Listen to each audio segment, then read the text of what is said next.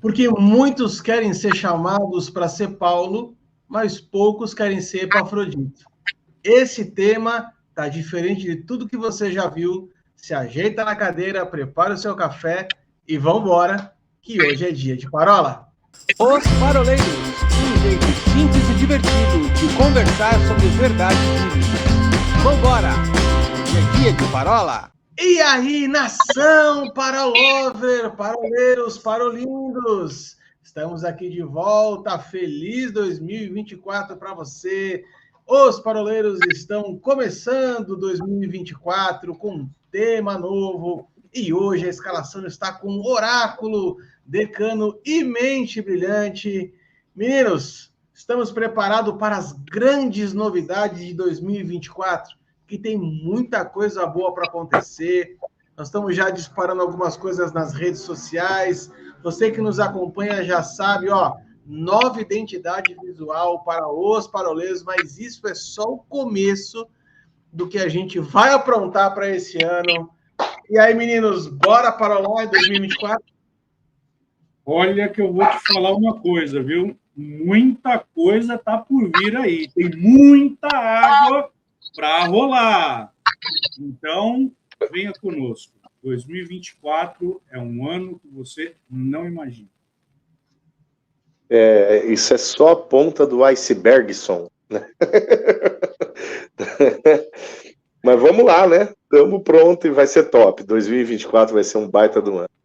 Vai ser um baita do ano. E como diz lá em Atos 17, versículo 6, quem são esses baderneiros que vêm tirar a paz da nossa cidade? Somos nós. Somos nós. Vamos começar, então, um tema novo? Começando 2024, então, com um novo tema, uma nova roda de parola. E a gente vai... A sugestão do Ilcinho, né, foi muito bem acolhida, muito bem-vinda. Nós desenvolvemos todos os nossos roteiros pelo chat GPT. Tem nada disso, não. É tudo brincadeira. Mas nesse tema aqui de 2024, que nós vamos começar, nós vamos falar a respeito de chamado.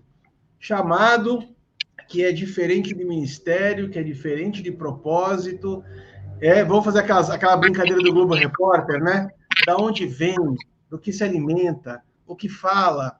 Vão ser pelo menos 7 rodas de parolas novas, falando a respeito de chamado. E nessa semana, na parola de número 174, a gente vai fazer aquela coisa que a gente sempre fazia nos temas anteriores mais curtos, né? 2023 foram 2 temas bem longos, praticamente, mas em 2022 a gente fazia aquela abertura do tema com a parola definição, ou seja, nós vamos trazer aqui para vocês que nos acompanham, que nos assistem, que nos ouvem de primeira mão, as definições das delimitações do que, afinal de contas, é chamado. Meninos, tem muita confusão no meio evangélico, com as pessoas que nos param na rua todas as semanas, né? Aquela confusão clássica de propósito, chamado e ministério. Aqui a gente tem 2 visões, aliás, 3 visões bem consolidadas a respeito disso, e eu acho que nesse primeiro bloco aqui a gente podia, de uma vez por todas, assim, delimitar o que de fato é chamado e o que não é chamado. O que vocês acham? Como o Xandão não está aqui, então eu vou concordar. Só para ter a menção do 04 na bibliografia. Exatamente. Maravilha. Vamos lá, Paulinho. Maravilha. Bom, eu gosto de partir, quando o assunto é chamado, meninos, eu gosto de partir do chamado de Jesus aos seus 12, né? O texto que eu uso mais ou menos com uma certa frequência é o texto de Marcos, capítulo 3, versículo 14, quando a palavra fala que Jesus chamou 12 para andar com ele e os enviar para pregar, né? Eu costumo dizer o seguinte, já devo ter inclusive falado isso em alguma das nossas parolas, que 3 anos e meio estão listados nesta linha, né, de Marcos 3,14. Porque 3 anos e meio diz respeito ao período médio, né, de ministério de Jesus. E quando a palavra fala que Jesus chamou os 12, está falando do comecinho do ministério, né, de Jesus. Uma das primeiras providências foi montar o time, né, a equipe dele. E o final do versículo, enviar para pregar, diz respeito ao final, né? Na verdade, diz respeito a algo ali do momento da ascensão de Jesus após a ressurreição, né? Então, o último momento de Jesus, corporalmente falando, ali ao lado dos seus discípulos. Então, mais ou menos 3 anos e meio de história contados em uma só linha. Eu gosto de falar desse texto quando o assunto é chamado, porque ali, para mim, existem os dois elementos, os dois ingredientes do chamado, né? Que, no meu conceito, fica muito fácil da gente decorar quais são. É uma convocação e a convicção. O chamado, ele vai mexer com essas duas realidades. A realidade da convocação, de alguém desafiando outro a um movimento, né, desafiando alguém a uma nova posição, uma posição diferente, a uma ação diferente, enfim, a um exercício, e quando nós falamos de algo espiritual, um exercício sobrenatural, né, um exercício extraordinário, um exercício ministerial. Agora, isso precisa mexer, esta convocação precisa mexer com a convicção do sujeito, né? Porque isso vai ser respondido mediante a fé, isso vai ser respondido mediante o fato de quem é chamado crer que quem o chama estará subsidiando, estará comissionando e dando as devidas condições para o cumprimento daquilo que lhe é confiado, né? Diferente de propósito, porque o propósito ele já é uma resposta um pouco maior do que o simplesmente fazer, né? No meu conceito, propósito ele diz respeito a comprometimento. Eu gosto muito do exemplo do omelete para falar de comprometimento. Já conhece esse exemplo? O omelete ele tem omelete bom, né? Ele tem basicamente 2 ingredientes. Não é só ovo, né? Tem que ter bacon também, né? Então, basicamente, esses 2 ingredientes eles já dão um ótimo omelete.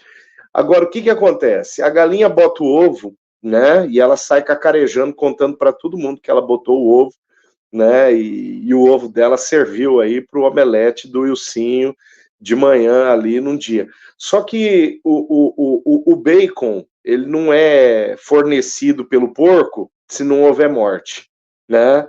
Então, embora a galinha esteja envolvida no processo do omelete, quem se comprometeu mesmo com o omelete foi o porco, porque a vida dele foi comprometida por conta daquilo, né? Eu imagino que propósito ele tem mais ou menos a ver com isso, sabe? A gente saber que não existe outra escolha, que não existe outra posição, que não existe outra forma, senão uma entrega total, né?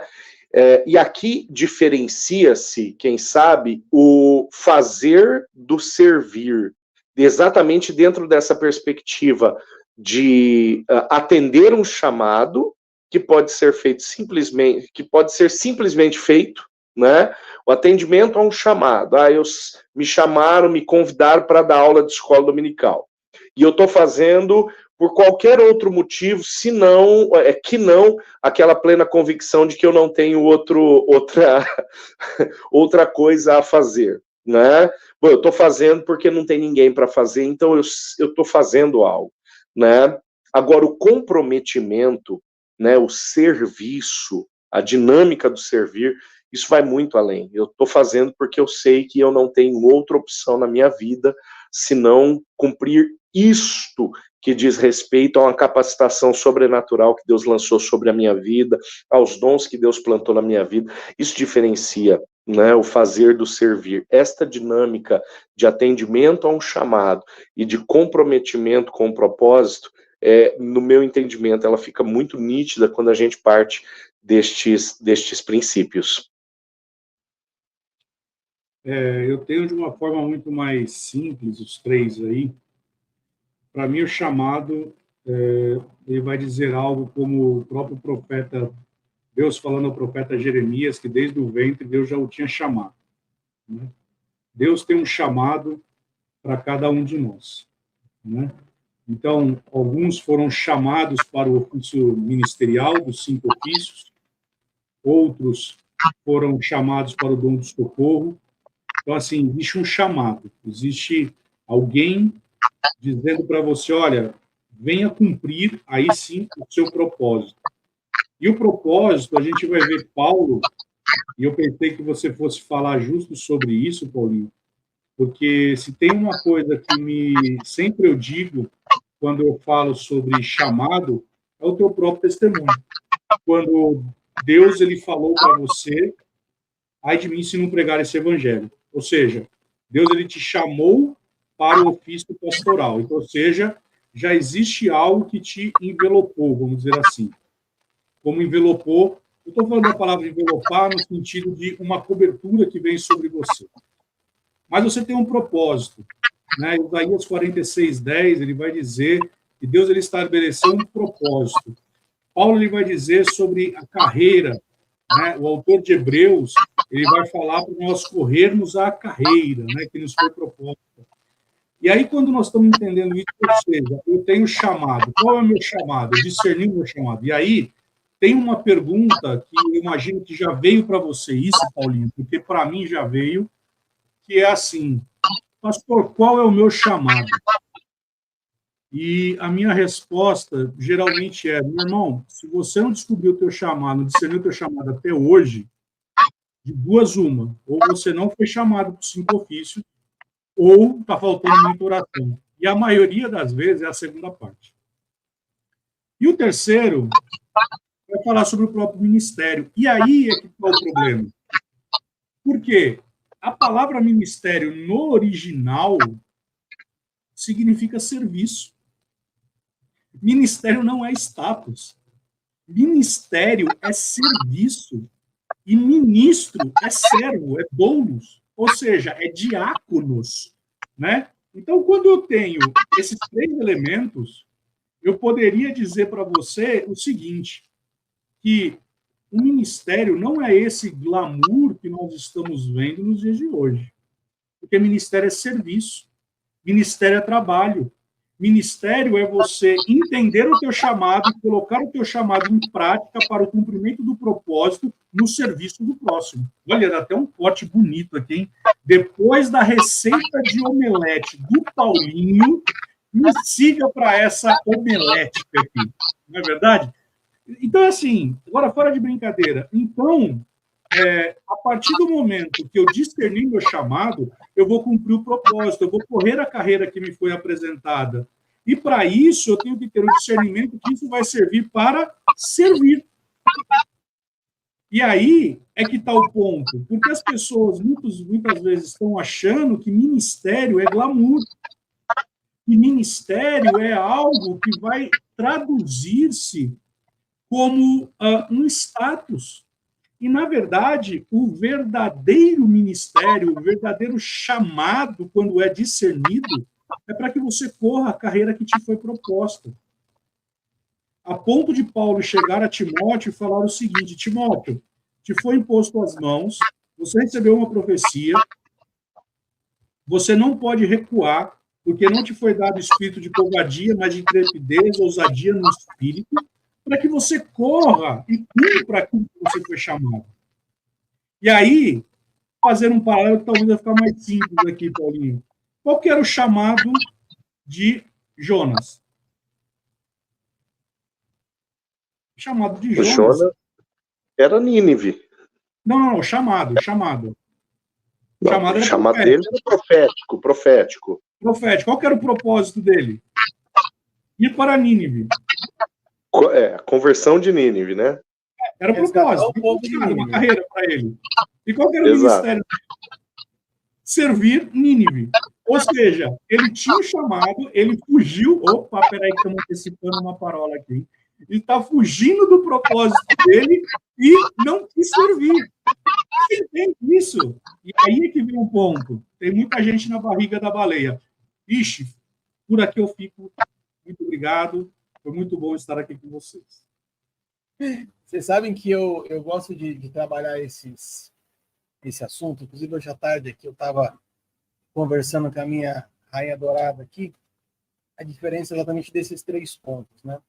E eu gosto de usar uma outra ilustração, talvez um pouco mais didática, que é o porquê, o que e como. Então, porquê, o que e como?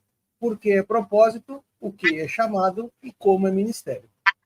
Então, vamos lá. Se nós vamos pegar aqui Romanos 8, 28, vai falar que o Senhor chamou aqueles de acordo com o propósito. Ou seja, primeiro vem o propósito, depois vem o chamado. Como eu vou executar o meu chamado? Isso chama-se ministério. Então, eu vou pegar um exemplo meu aqui. Tá? Deus tem um propósito universal para que todos se tornem parecidos com Cristo. Ok? Ok. Arthur foi chamado para falar sobre hombridade para que os homens cheguem na estatura de Cristo. Ok. Como eu vou fazer isso? Vou fazer por intermédio de cursos ou escrevendo um livro. Ok? Então, fica fácil para as pessoas entenderem. Tem muita gente que acha que, por exemplo, que o chamado do Arthur é escrever livro. E o chamado do Arthur não é escrever livro. O escrever livro é o como eu vou exercer o meu chamado. Agora, se eu entender que o meu chamado ele é único para a minha vida inteira, então eu tenho que acreditar que eu não tenho um Deus que recalcula rotas. Porque em algum momento da minha vida eu posso sair do meu trilho original, eu posso sair de dentro do meu chamado e as minhas atitudes podem me impossibilitar de continuar atuando no meu chamado. Isso não significa que Deus não vai me chamar para nenhuma outra coisa ao longo da minha vida. Vou pegar um exemplo aqui, que é o exemplo de Moisés. Né? Qual que era o propósito de Moisés? Era levar o povo até a terra prometida. Ok? Ok. Qual foi o chamado dele? Um chamado de libertador. Como ele fez isso? Indo até Faraó, trazendo os juízos de Deus e tudo mais. Mas espera aí. Por que num determinado momento Moisés passou a ser legislador? Legislatura não tem nada a ver com libertar o povo do Egito. Então, eu acredito que ao longo da jornada, nós somos chamados para algumas coisas, para algumas estações. Atividades que têm talvez começo, meio e fim servem para aquela estação. Né? Então, eu provavelmente não consigo enxergar, se vocês pensarem diferente, vamos falar sobre. Mas eu não consigo enxergar um chamado único para cada um de nós. Né? Então, eu encerro a minha fala falando assim, por quê, o que e como. As pessoas elas estão muito mais interessadas em saber o como do que saber o porquê. Só que o que faz a gente acordar todas as manhãs é o nosso porquê, não o nosso como. Então, é isso que as pessoas acabam não percebendo. A gente perde muito tempo tentando mostrar para as pessoas o que elas têm que fazer e elas não sabem nem por que elas têm que fazer, né, meninos? É isso que você estava falando, só um ponto que aí eu vou divergir, porque, assim, na Bíblia, você não vê nenhuma pessoa já de bate-pronto começando direto no seu chamado ministerial. Né? Você vê, por exemplo, os discípulos caminhando com Jesus até que venha de cima o revestimento. E aí, mais para frente, o Espírito Santo fala, separai para mim Paulo e Barnabé. Você sempre vai ver na Bíblia o mesmo contexto, ou seja, ou eles começando no ofício, no dom de socorro, então você pega todos os discípulos, todos começaram no dom de socorro. Você pega Filipe começou no dom de socorro. Né? Ou seja, você sempre vai ver aquilo que Zacarias vai dizer, não desprezar os pequenos começos. Por que isso é importante? Você não vê na Bíblia alguém já sendo colocado de bate-pronto, sendo colocado já no ofício ministerial lá em cima. Um exemplo disso é o que o próprio apóstolo Paulo fala, que o neófito ele não pode exercer o cargo episcopal. Então, eu tenho para mim o que aconteceu comigo na minha vida. Ou seja, eu estou pegando aquilo que Paulo fala, mas também aquilo que aconteceu comigo. Meu chamado é de mestre, não é pastoral, apesar das pessoas chamarem de pastor, mas pastor fica mais como um título, mas o meu chamado é de mestre. E eu me lembro que, terminando o meu treinamento, né, a minha escola, uma pessoa veio, entregou uma palavra para mim e falou assim: o que você precisa para o teu chamado já está tudo dentro de você, para você avançar. Eu, glória a Deus, aleluia. Veio uma outra pessoa, me entregou uma outra palavra, mas assim, na sequência. Mas por um período, você vai ter que ser forjado no dom de socorro. E como fechou meu coração nisso? E não adianta nada fechar meu coração, porque foram 5 anos no dom de socorro. Por quê? O ministério é serviço. Então, você acaba sendo acoplado de outras atividades ou de outros equipamentos ou bagagem para que isso possa te impulsionar. Vou dar um exemplo. Você mesmo, Arthur, é nítido ter chamado pastoral voltado para a família. Mas se você pega a tua trajetória, você vai ver assim, rapaz, eu estava até falando do dia para a Carol, você começou com os PGs da vida. O teu PG, você queria enfiar esse PG em tudo quanto era canto. Não tinha onde, tinha que pôr o tal do PG. Mas isso, para você, foi algo que hoje consolidou você no capitão. E hoje você está tocando em outras vidas. Você está cuidando de vida, você tem célula, cuidando. Isso é chamado pastoral. Agora, por que tudo isso aconteceu? Porque você teve que começar nos pequenos começos. Né? Então, essa é a minha divergência. Porque, de fato, você não vai ver na Bíblia alguém começando lá em cima. O próprio apóstolo Paulo, ele se intitula como um abortivo, né? Um aborto, né? Alguém que foi depois do tempo. Ele mesmo, né? Ele passou um tempo fora, depois de 14 anos ele sobe, e aí ele começa a andar, a caminhar, e aí sim, separai para mim. Ou seja, ele tinha o chamado, mas só depois ele foi separado, né? Mas eu concordo com você em gênero, número e grau, no que diz sentido ao processo de preparação para. Né? Por exemplo, Davi foi ungido rei, ou seja, ele foi chamado, levantado para ser rei, mas de fato ele exerceu isso muitos anos depois. Né? Eu acho que, assim, você exercer a sua plenitude do seu chamado, você tem um processo. Né? Todos nós não fomos chamados e no dia seguinte a gente estava no lugar que era de direito. Isso eu estou totalmente de acordo contigo. Paulinho? Eu acho que o Will tocou num ponto que eu tenho uma outra tradução, né? Não é um ponto de vista diferente, mas uma outra tradução. É uma diferenciação entre voluntariado e serviço, né?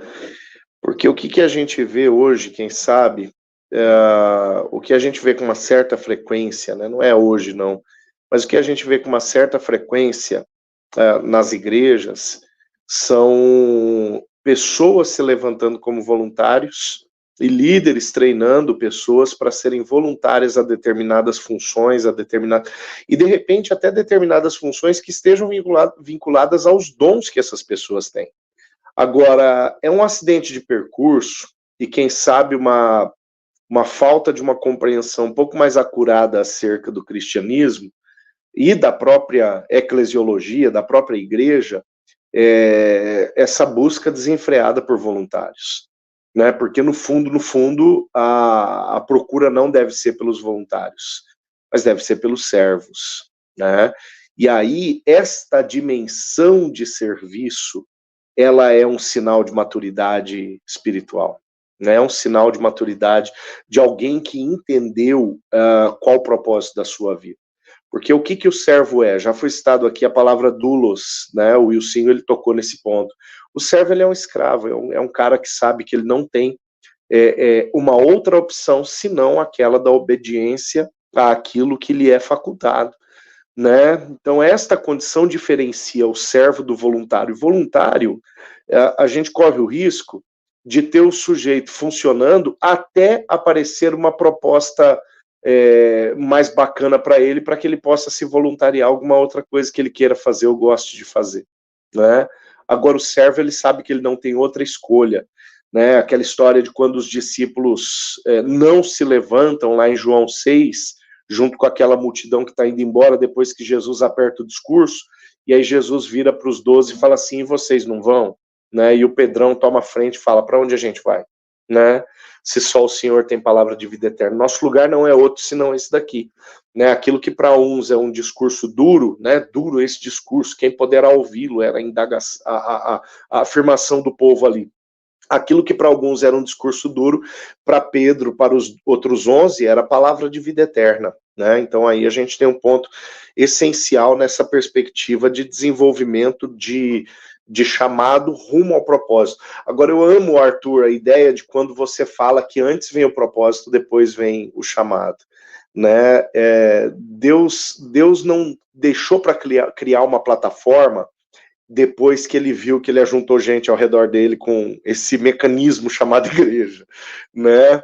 Deus, ele não chamou a turma para depois ver o que ele faria com essa turma. Tem uma frase do Benjamin Reis, o Ben, ele já esteve aqui com a gente em algum outro momento, o Benjamin Reis, em alguns seminários da TMS Global, que eu participei com ele, eu tive a honra de escutar ele dizendo o seguinte: Deus não tem um chamado para a igreja, Deus tem a igreja por causa de um chamado, né? Ou seja, Deus já sabia desde o início o que fazer quando a igreja se estabelecesse.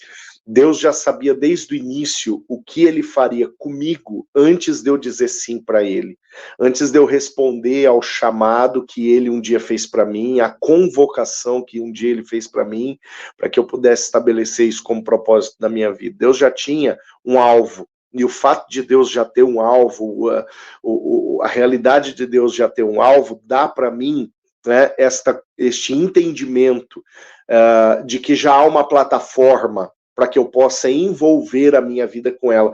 E aqui é aquela diferença, né? Envolver não, comprometer a minha vida com ela. E aqui é aquela diferença do ovo para o bacon, né? Da galinha para o porco, acerca de quem está só envolvido em um movimento e de quem de fato está comprometido com o movimento. Deus já tem propósitos para as nossas vidas, por isso tem um chamado para que a gente possa se envolver nele. Muito bom. Vamos fazer então uma pausa dessa parola aqui, e aí a gente volta no segundo bloco com a continuação desse tema, que está muito bacana. Então, segue a gente nas redes sociais, no Instagram, no Facebook, no YouTube e nas principais plataformas de podcast que tem na internet, o Deezer, o Spotify, o Apple Podcasts, a Amazon Prime.